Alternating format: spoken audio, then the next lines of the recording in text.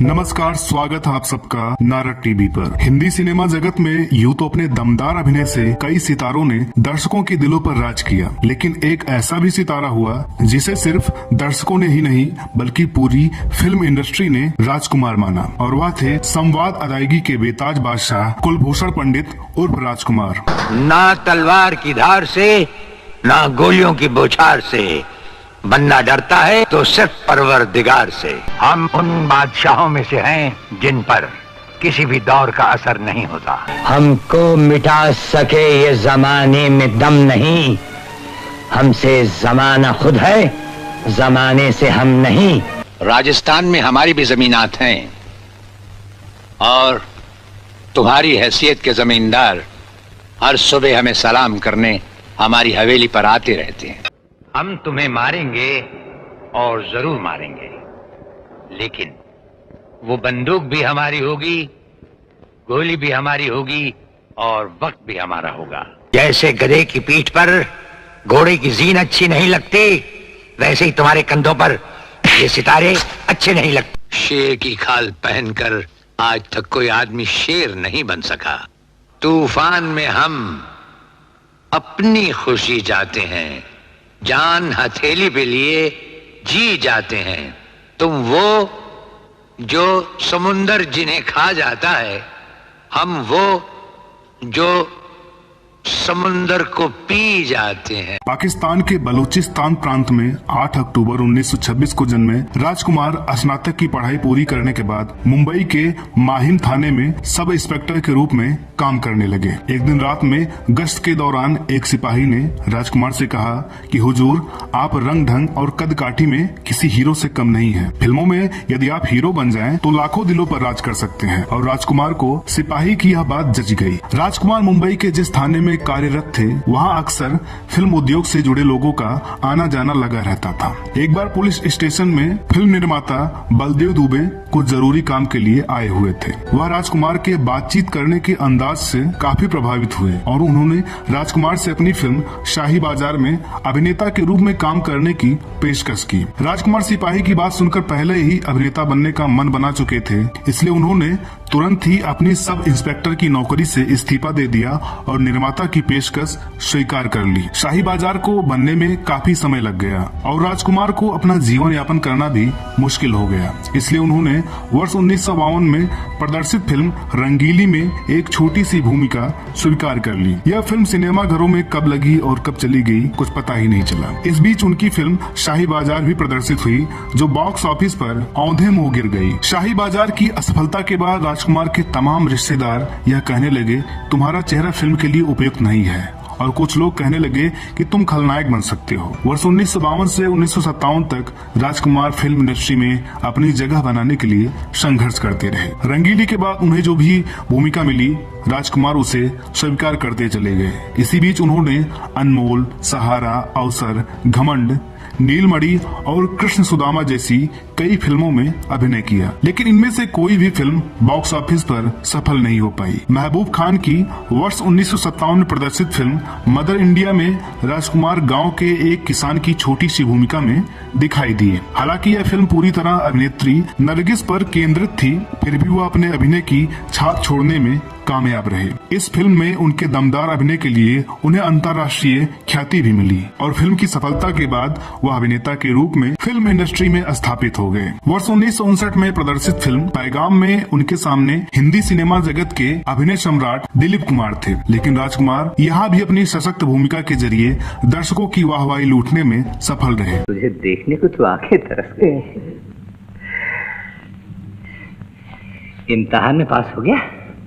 हाँ पास हो गया। इस बरस भी अव्वल आया होगा। तुम्हारा ही तो भाई हूँ। सो तो है रतन। अरे देख, शहर में बड़े बड़े धनवानों के छोकरे पढ़ते होंगे, लेकिन मेरे रतन से बाजी ले जाए ऐसा कोई माँ का लाल नहीं है। इसके बाद दिल अपना और प्रीत पराई, घराना, गोदान, दिल एक मंदिर और दूज की चांद जैसी फिल्मों में मिली कामयाबी के जरिए वह दर्शकों के बीच अपने अभिनय की धाक जमाते हुए ऐसी स्थिति में पहुंच गए जहां वह अपनी भूमिकाएं स्वयं चुन सकते थे। वर्ष 1965 में प्रदर्शित फिल्म काजल की जबरदस्त कामयाबी के बाद राजकुमार ने अभिनेता के रूप में अपनी अलग पहचान बना ली। चली। बी.आर. चोपड़ा की 1965 में प्रदर्शित फिल्म वक्त में अपने लाजवाब अभिनय से वह एक बार फिर से दर्शकों का ध्यान अपनी ओर आकर्षित करने में सफल रहे। फिल्म में राजकुमार का बोला गया एक संवाद, चिनाई सेठ जिनके घर शीशे के बने होते हैं वो दूसरों के घर पे पत्थर नहीं फेंका करते, दर्शकों के बीच ये डायलॉग काफी लोकप्रिय हुआ। चिनाई सेठ जिनके अपने घर शीशे के हों वो दूसरों पर पत्थर नहीं फेंका करते। वक्त की कामयाबी से राजकुमार शोहरत की बुलंदियों पर जा पहुंचे। इसके बाद उन्होंने हमराज, नीलकमल, मेरे हुजूर, हीर रांझा और पाकीजा में रोमानी भूमिकाएं स्वीकार की जो उनके फिल्मी चरित्र से मेल नहीं खाती थीं। कमाल अमरोही की फिल्म पाकीजा पूरी तरह से मीना कुमारी पर केंद्रित थी। इसके बावजूद राजकुमार ने अपने सशक्त अभिनय के दम पर दर्शकों की वाहवाही लूटी। माफ कीजिएगा, इत्तफाकन आपके कंपार्टमेंट में चला आया था। आपके पाँव देखे बहुत हसीन हैं, इन्हें जमीन पर मत उतारिएगा, मैले हो जाएंगे। राजकुमार अनुशासन प्रिय इंसान ही नहीं अपनी शर्तों पर हठी भी थे और इसी हट के उनके कई किस्से फिल्मी गलियारों में मौजूद हैं। ऐसा ही एक किस्सा फिल्म पाकीजा का है। फिल्म के एक दृश्य में राजकुमार मीना कुमारी से निकाह करने के लिए तांगे पर लिए जाते हैं। तभी एक शोहदा उनका पीछा करता हुआ आता है। स्क्रिप्ट के अनुसार राजकुमार उतरकर शोहदे के घोड़े की लगाम पकड़ लेते हैं और उसे नीचे उतरने को कहते हैं। शोहदा उनके हाथ पर 2-3 कोड़े मारता है और फिर राजकुमार लगाम छोड़ देते हैं। इस दृश्य पर राजकुमार अड़ गए। उनका कहना था कि ऐसा कैसे हो सकता है कि एक मामूली गली का गुंडा राजकुमार को मारे। होना तो यह चाहिए कि मैं उसे घोड़े से खींचकर गिरा दूं और बल भर मारूं। निर्देशक ने उन्हें समझाया कि आप राजकुमार नहीं, आपका किरदार सलीम खान का है। राजकुमार नहीं माने। निर्देशक ने सोहदे को तब तक कोड़े चलाने का आदेश दिया जब तक राजकुमार लगाम न छोड़ दें। अंततः राजकुमार को यह बात समझ में आ ही गई। राजकुमार ने फिल्म जंजीर महज इसलिए छोड़ दी थी क्योंकि कहानी सुनाने आए प्रकाश मेहरा के बालों में सरसों के तेल की महक उन्हें नागवार गुजरी थी। अमिताभ बच्चन के एक शूट की तारीफ करते हुए उन्होंने कहा, मुझे इसी कपड़े के पर्दे बनवाने हैं। बप्पी लाहिरी पर उनका कटाक्ष तो जग प्रसिद्ध है। वर्ष 1978 में प्रदर्शित फिल्म कर्मयोगी में राजकुमार के अभिनय और विविधता के नए आयाम दर्शकों को देखने को मिले। इस फिल्म में उन्होंने 2 अलग अलग भूमिकाओं में अपने अभिनय की छाप छोड़ी। कल सुबह सूरज के चढ़ने के साथ मैं फांसी चढ़ूंगा। ये फांसी दुनिया से मेरा संबंध हमेशा के लिए काट देगी। वो मेरा आखिरी सांस होगा। अभिनय में एक रूपता से बचने और स्वयं को चरित्र अभिनेता के रूप में स्थापित करने के लिए उन्होंने स्वयं को विभिन्न भूमिकाओं में पेश किया। इसी क्रम में 1980 में प्रदर्शित फिल्म बुलंदी में वह चरित्र भूमिका निभाने से भी नहीं हिचके।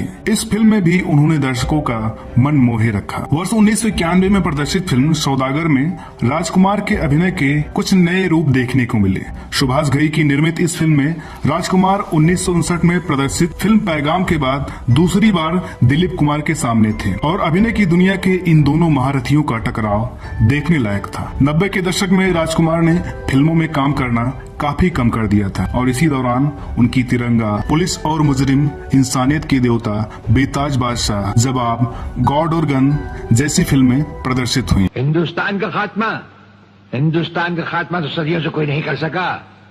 वो तो एक ख्वाब ही रहा जो न कभी पूरा हुआ था और न कभी होगा। रहा हमें मारने की बात, तो फिर हिंदुस्तान में शेर बचे ही कितने हैं। उन्हें तो हुकूमत भी मारने की इजाजत नहीं देती। हमें देवता मत कहो बाबा, हमें अमीरों की ताकत का नहीं, गरीबों की कमजोरी का एहसास है।